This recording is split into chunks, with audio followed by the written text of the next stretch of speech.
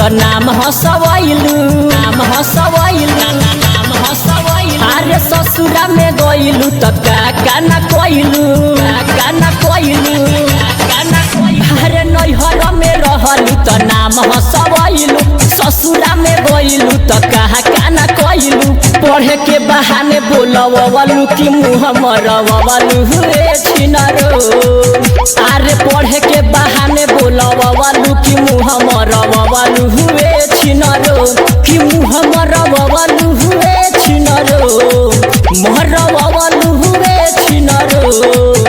अरे पढ़े के बहाने बोलवलू कि मुँह मरवलू हुए छिनरो अरे पढ़े के बहाने बोलवलू कि मुँह मरवलू हुए ननदो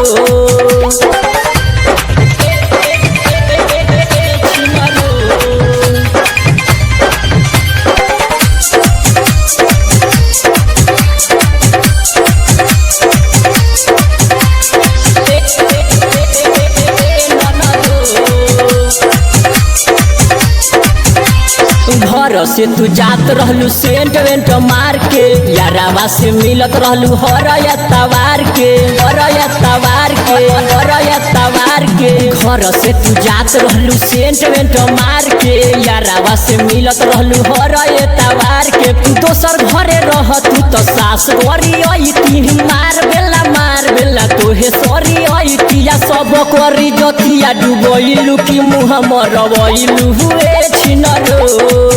अरे सब करी जतिया डुबैलू कि मुँह मरवलू हुए ननदो कि मुँह मरवलू हुए छिनरो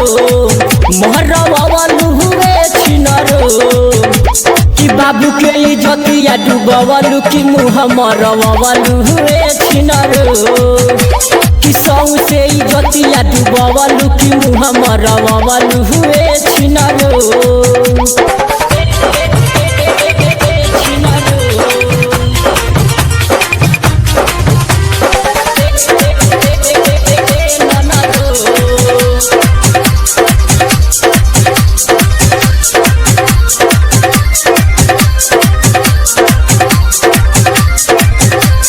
दिलीप दीवाना संगे लव चभकैलू भाई प्रमोद जी से नहीं बतैलू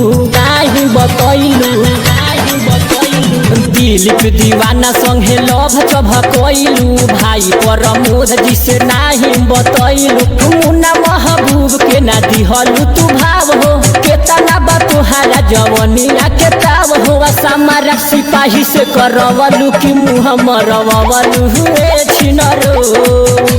कि समारा सिपाही से करवलू कि मुँह मरवलू हुए छिनरो कि मुँह मरवलू हुए छिनरो मरवलू हुए छिनरो कि बाबू के जतिया डुबवलू कि मुँह मरवलू हुए छिनरो कि सौ से जतिया डुबवलू कि मुँह मरवलू हुए छिनरो।